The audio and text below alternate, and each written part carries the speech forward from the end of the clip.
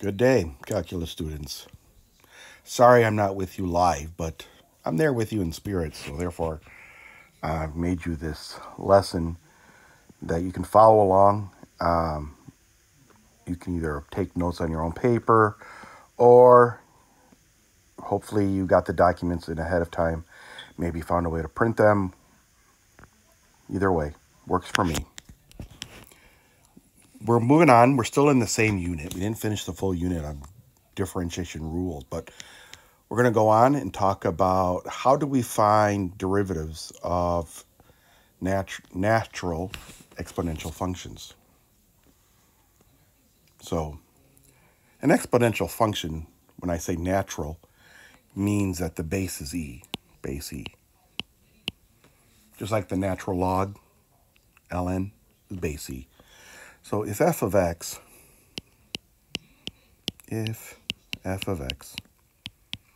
is e to the u of x, I want you to realize that this could be just a little function up there. Could be an x, could be x squared, could be x plus 2, whatever the case is. Then f prime of x will always be equal to e to the u of x. So it's a copycat.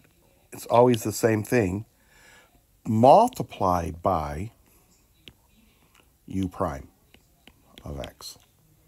So it is e to the u times u prime. No, it is not the day of the week of January 3rd, 2022 at 7:40 p.m. I am not sure why Siri is talking to me, or Alexa. Moving on. Find the derivative of the following functions. I'm not sure. Here she goes again. So I look at e to the u of x. So obviously I have to identify u of x is the sine of x. So f prime of x will be, copy the problem, e to the sine of x, multiplied by u prime. Well, if this is u prime would be the cosine of x. Cosine of x. There's your derivative of the natural exponential function. Let's do another one. F prime is, copy the problem down, e to the 2x plus 3, times the derivative of 2x plus 3, 2. And it would be okay to rewrite it if you wanted to. That would be fine. Let's continue. F of x is 3e to the 2x. Now the 3 is just a constant out front, so when I do f prime of x, obviously it has a 3. Keep the e to the 2x, multiplied by the derivative of 2x, which is 2. And yes, of course, you could simplify. Moving on. Piece of cake, right? Piece of cake. What are they doing here? Obviously, I can't just bring this down because it's a function times a function. So it's two functions. So this is the job for the product rule. None of those rules ever go away. They keep haunting us. The first times the derivative of the second. Well, that's where we have to use our new lesson. The derivative of the second will be, keep the e to the 3x. Now I multiply by the derivative of 3x, which is 3. A lot of work. You think I'm done. Well, I'm not done because that was the first part. Plus the second function, which is e to the 3x, times the derivative of the first, which is just a 2. So there's a lot of things you could do here. That's the answer without simplifying anything. I can see how the author would have probably factored out any common terms. And for sure, I see each of them having a e to the 3x. If I factor that out, that leaves a 2x plus 3 times the 3. So let me put that there. 3 times 2x plus 3 plus the 2. I may as well finish that up because I can distribute this 3, make it at 6x plus 9 plus 2, so that turns into e to the 3x times a 6x plus 9 plus 2 plus 11 would probably be the more concise answer. We having fun yet?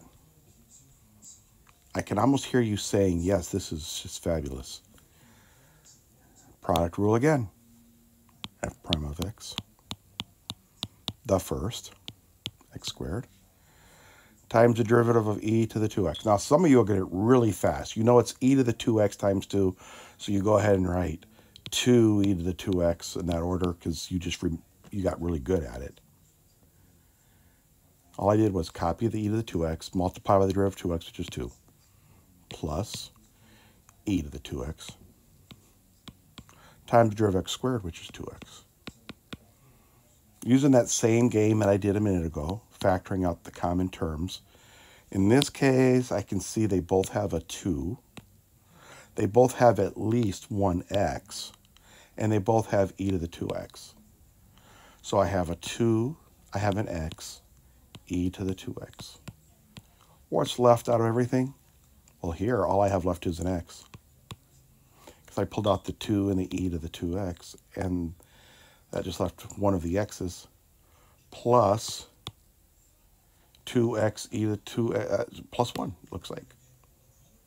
Now, whenever I make a mistake, feel free to message me and tell me, hey, you're bonkers. It won't hurt my feelings too much.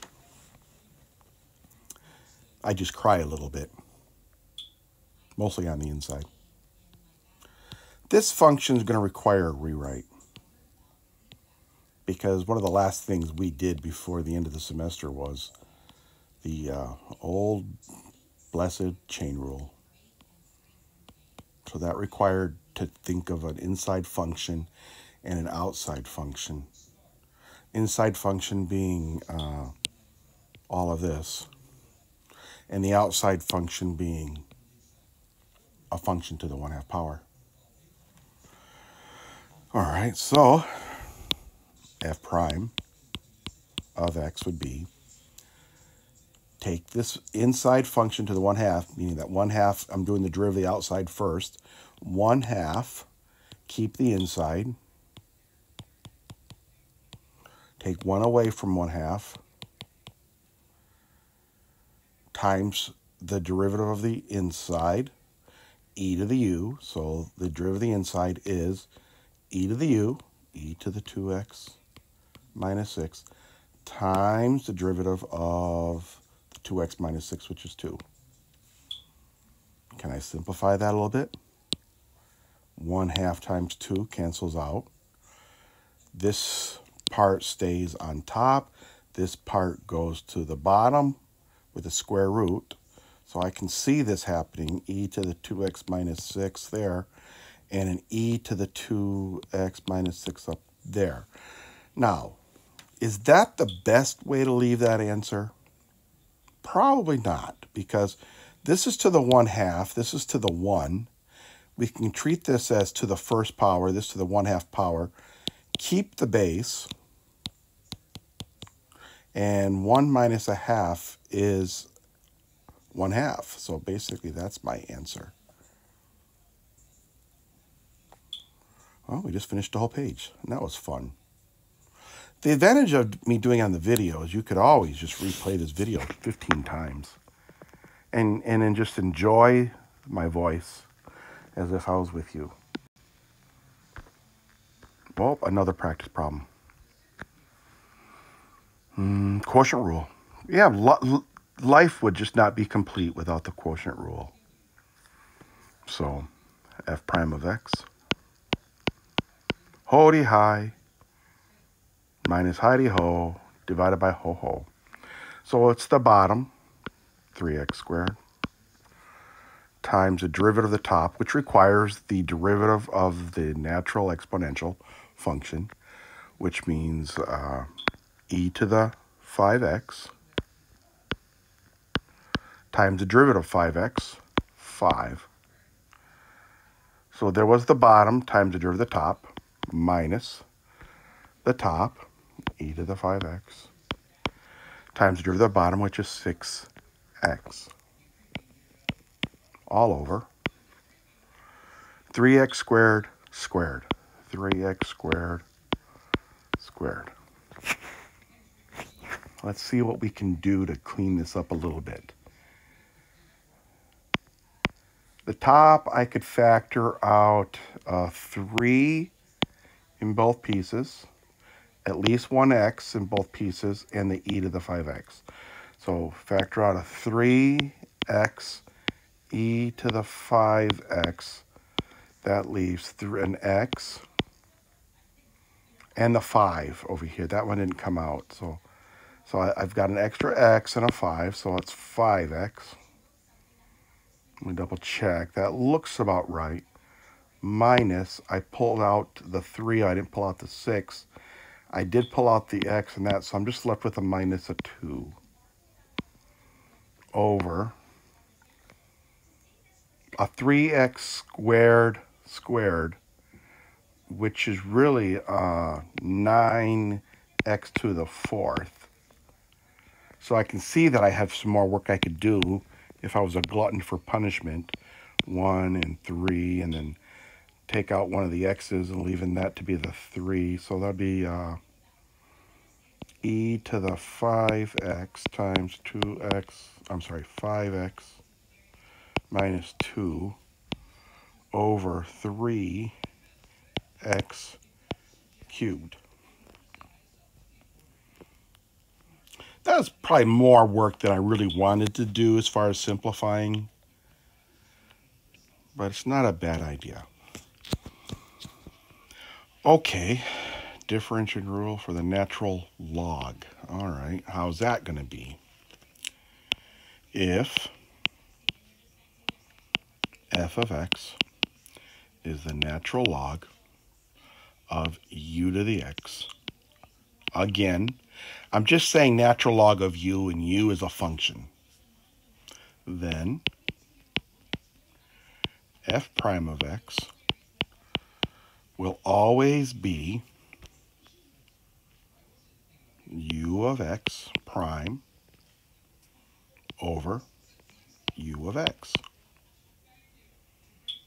Here's what I like to do. I like to call it like this. If y equals natural log of u, then y prime is du over u.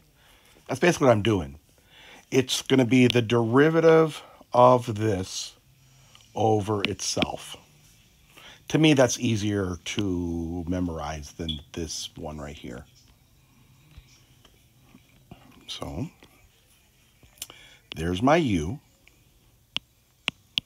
So f prime of x will be the derivative of u over u, which will be 2 over 2x minus 3.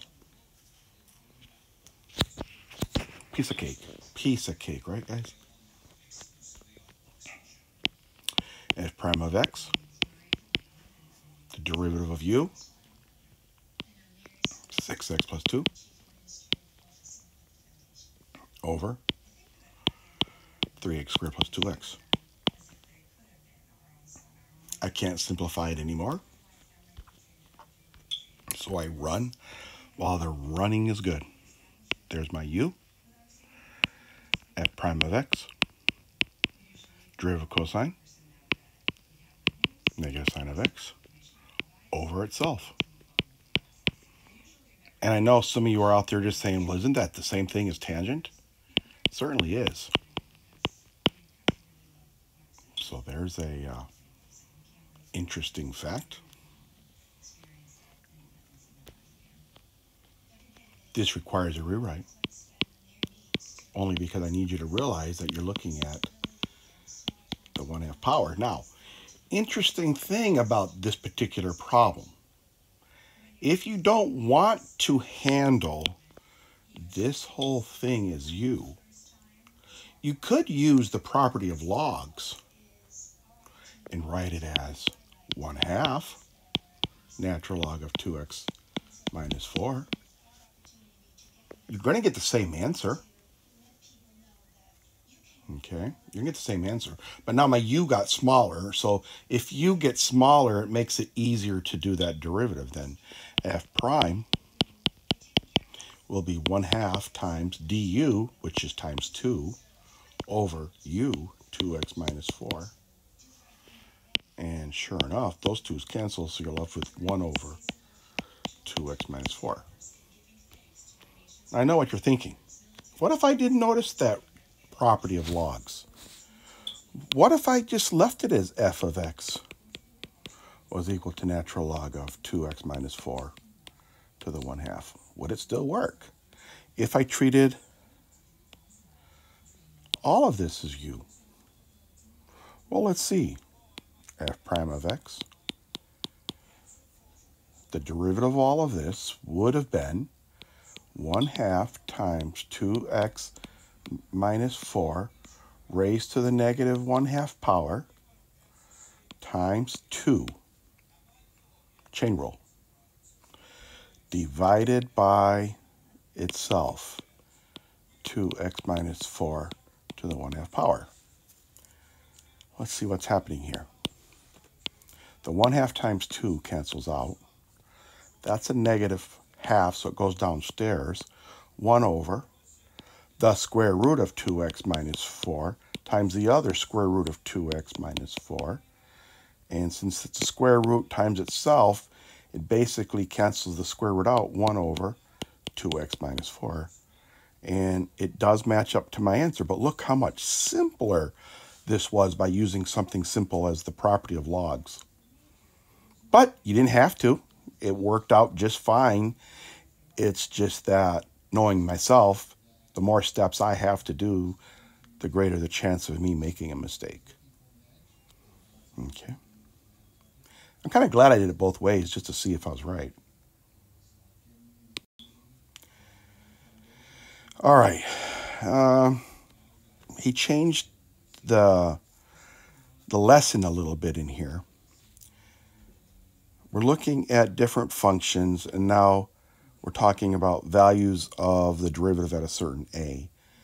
And let's see what the directions say. We're using a graphing calculator. So it's really hard for me to teach this virtual. I can show a few calculator steps, but I guess I'm going to do the first couple, and then I'll paste the calculator steps, what it looks like on my calculator. Once we find the derivative using the calculator, determine the function is increasing or decreasing, horizontal tangent or vertical tangent. So let's see. If our answer comes out to positive, then we know the function was increasing there. If the answer comes out to negative, we know the function is decreasing there. If the answer comes out to 0, we know that's a horizontal tangent. And if the answer does not exist, then it's probably a vertical tangent. Okay? So if this is, we're not even doing the product rule for these. We're just going to go to the calculator, and we're literally going to key in the derivative of this function. I'm going to key in the derivative of, when I say dy, derivative of 3 e to the x times sine of x dx. And that's, I'm going to actually say evaluate this at -2. So let me go and do it on my calculator and show you the steps. I'll pop them back in. Okay, I'm back. Let me show you what I did. I keyed in the function as y1. Then I keyed it in as y2, but I told it to do the derivative with, if you look at it carefully, you can do this with an Inspire as well, the derivative with respect to x of y1. And here I had to say x's are changing. So it keeps it as a function. X can be anything. Now, what I did was, I'm going to go back and make that smaller. I'm going to show you the next screen where I get the answers. Hold on here. Okay, go back to the home screen, and I did it two different ways. I decided to show you that on the home screen I could do the derivative. This is under the 84, it's Math 7. Math 7 is derivative, n deriv. So I go the derivative of y1, and I can literally say at x is a -2, and you'll notice it gave me a negative answer. Or that y2 that I created in the equations, the derivative of a function, I could say use y2 that was already the derivative at -2, and I got the same answer. So we know for a fact that the function was f of x, right? So we'll say f of x is decreasing at x equals 2, a -2, since f of a -2 is less than 0. So I did it two different ways to show you how that worked. Now if I do a is 1, I'm going to use the exact same screen as this. I'm going to use the same two functions, but you're going to see where I change. I'll do it both ways to see. Well, it doesn't really matter. I can choose either one, and I'll use a 1 and see what happens, okay? I'll be right back.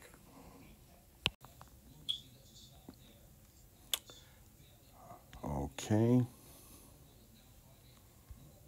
Tried it at, these other way. At a is 1. Did it both of them. Did it with the first equation, the derivative of the first equation, or as the second equation as a derivative. I got 11.2268. And reminder, guys, always use 3 decimal places when you record your answers with a calculator. Always, always. That's positive, so we know it was increasing. So I will say it's increasing. F of x is increasing at x equals 1, since f prime of 1 was greater than 0. And let's see, I'll do the next one all together. It's the natural log of cosine over x squared, and one is at pi over 3, and one is at pi. So I'll do them both together, and I'll show you what that looks like. Okay, I'm back, and let me show you what I've done in my calculator. There is your function, natural log of cosine of x over x squared. I go to the home screen, and I keyed in the derivative of my y1 at x equals to pi over 3 and at x equals to pi. And for pi over 3, you will notice that I got a -0.372. So you need to record those 3 digits. Realize it was negative, therefore it was decreasing. Okay? So decreasing at pi over 3. Now when I go to the next problem, at pi, and I show you the answer, look what I got. Basically an error message, not an answer. It means undefined, which means that would have been a vertical tangent at pi. So for the first one is easy here. I can say f of x. It was x, wasn't it? Or was it theta? Yes, still is f of x.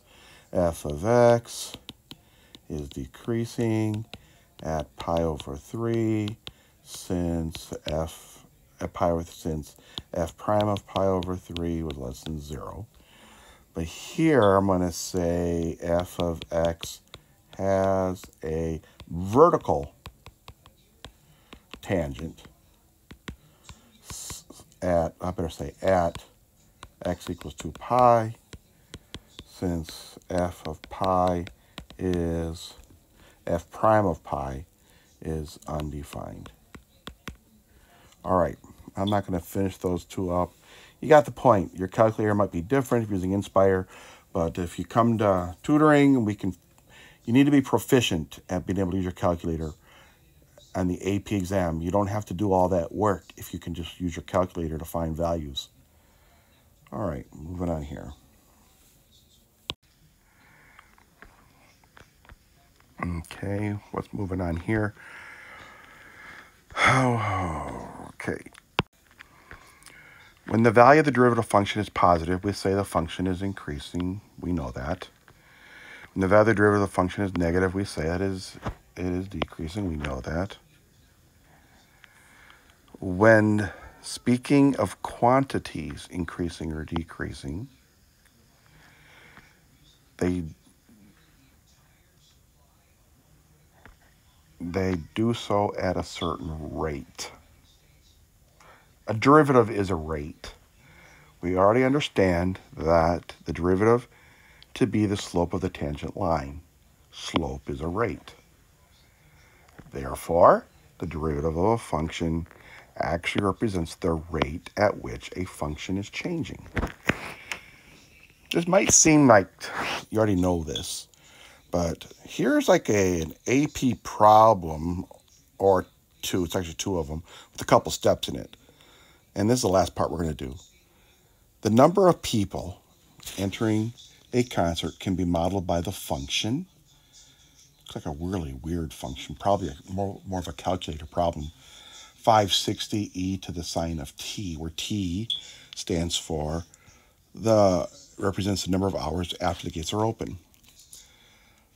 Find the values of f of 1/2 and f prime of 1/2. So if t stands for hours, that stands for a half an hour or 30 minutes. Each of those are different. You understand what these mean. When I say, here's my function that represents the number of people entering, f of 1/2 means how many people are entering at that 30-minute mark. Not how many people altogether. How many people entered at 30 minutes? When that clock struck 30 minutes, how many people were coming in at that moment? Not a second before, not a second after. F prime of 1/2 means what was the rate of change at that exact moment compared to the moment prior and the moment afterwards? Well, how is it changing there? So when I do this problem, f of 1/2 with my calculator will be, I would just be typing. You could just type this in, but you'd be smarter to turn this into y1 equals this equation. 560 e sine of t, 560 e to the sine of 1/2, or 0.5. And get the calculator answers to 3 decimal places. And we'll do that in a second. And then I need f prime of 1/2 will be, I'm not even going to do, well, I could do the derivative by hand right now and say it's e to the u du, but I'm not going to because it's going to be a calculator answer. So let me get those two answers. And then we'll talk about, well, I can do the units right now. Whatever I get for the first answer will be people entering concert at the 30-minute mark after opening. And then the f prime will be number of people per minute at 30-minute mark. Per minute. It's a rate of change per minute. Number of people per minute. exactly at that 30-minute mark. So let me go get those answers.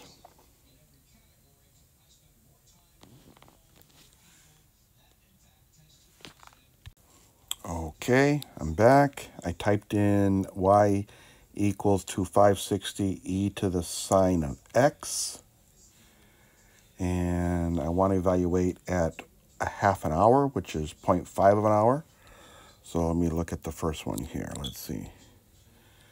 At y1, that's just the function by itself, evaluate at 0.05. I got 904. Now we're talking about people, so I am allowed to round to the nearest person. So exactly in 30 minutes, if I could put like stop time and all the doors to the concert and in exactly 30 minutes, freeze time and count all the people entering the concert at that second, that final second of the 30 minutes, I'd have 904 people. I don't know how I get 0.4 people, but that's life. So I'm going to say at 904, it's approximately 904 people entering the concert at 30-minute mark after it opened. Okay. Now let's look at the rate of change. The derivative of that function evaluated at 30 minutes was 793, and it's positive, which means people are coming into the concert. It's increasing. The rate is increasing, and think about it. As people are coming into a concert, that first 30 minutes after it opened, concert hasn't even started yet, probably, but if at that moment the rate of change was 793, you could round it to 794 and be allowed. So I'm going to write that as 794. The rate of change was 794. I'll put approximately. I'll do right. People per minute were entering the concert at exactly 30 minutes after opening. Okay? That's how that works. Okay.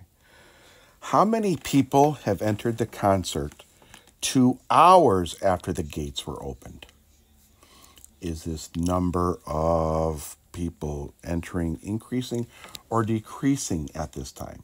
So we're going to go, and I'm going to use only needing, he still wants the same two functions, but now I'm going to evaluate it for 2 hours. So I'll go get two pictures and put it here, and I'll be right back.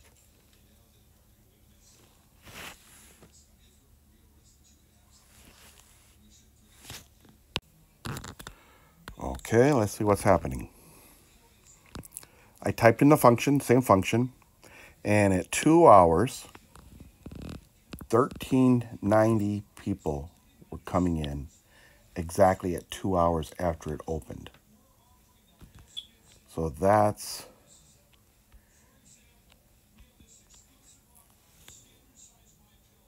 not the rate of change. That's how many people entered.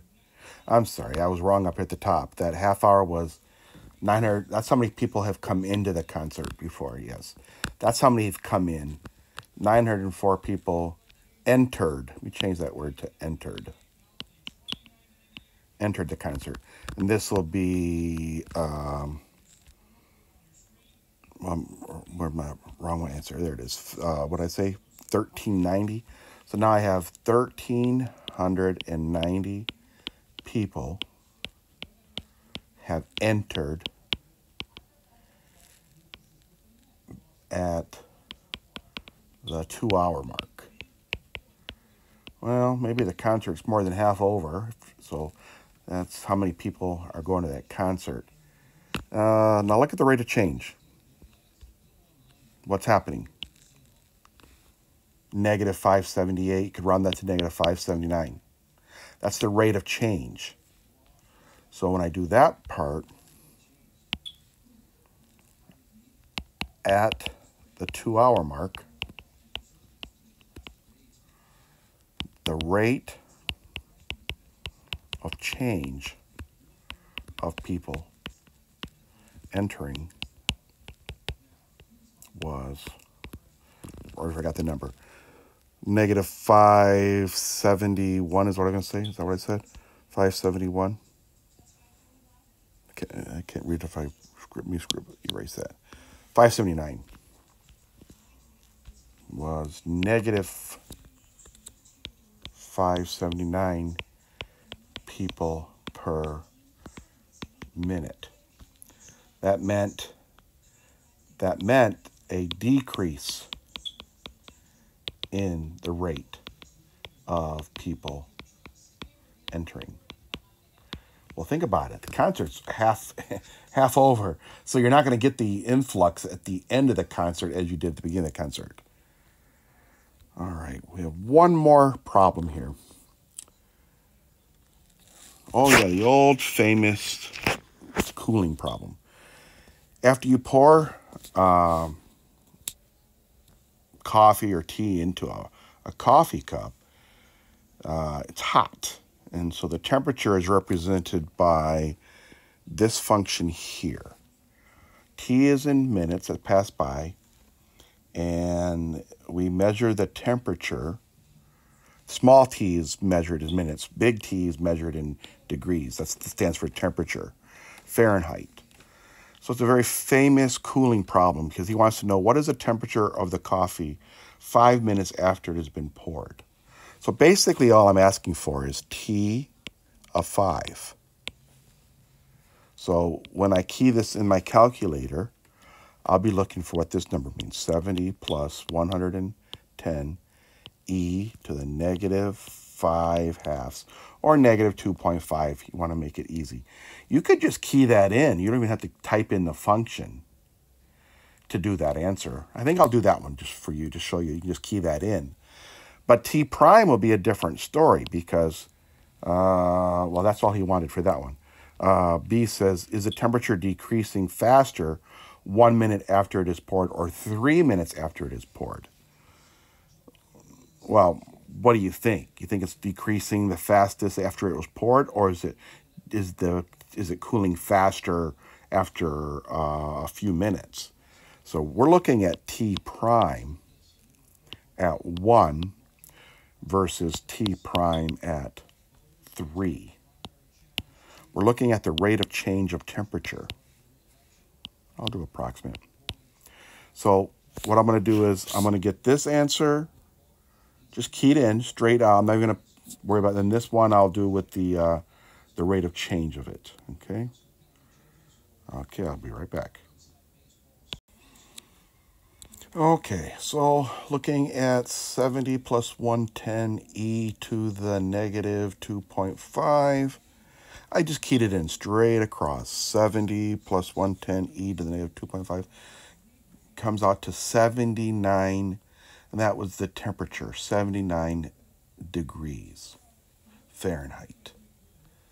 So what is the temperature of the coffee 5 minutes after it has been poured? Now, I should let you know that 70 stood for the let's see, what would that call that? That would be initial temperature of the room. So the coffee in 5 minutes is 75 degrees. Is that what I said? 79 degrees. So it's warmer than room temperature. So T is approximately 79 degrees Fahrenheit. That's the temperature after it is poured. So it should be cooling, should be eventually get to room temperature. Now, what's the rate of change after 1 minute? The derivative of that function at 1 minute was negative 66, means the temperature was decreasing 66 degrees per minute. You could round that to 67 degrees per minute after 1 minute. So I'll put that there, 67 degrees. Don't cheat, don't look. T prime at 1 was approximately 67 degrees Fahrenheit per minute. Every minute dropping 67 degrees. And, well, no, I'm sorry. At that 1 minute mark, it was dropping that rate. And so makes you think, how hot was that tea when it was poured? Think about boiling tea. Boiling is 212. So that's boiling. In 3 minutes, it was only dropping around 4 degrees per minute. So it's approximately 4 degrees Fahrenheit per minute, which makes sense. After it has sat for 3 minutes, a lot of the heat has already dissipated. Okay? And I think this wraps up the lesson. There's your day 23 homework. Most of it is just doing derivatives. I don't know if they're even having derivatives and not doing the other stuff. I don't know why they added that to the lesson, but there it is. Hopefully I'll be with you next time, or you'll be doing another virtual lesson. Bye-bye. Yep, just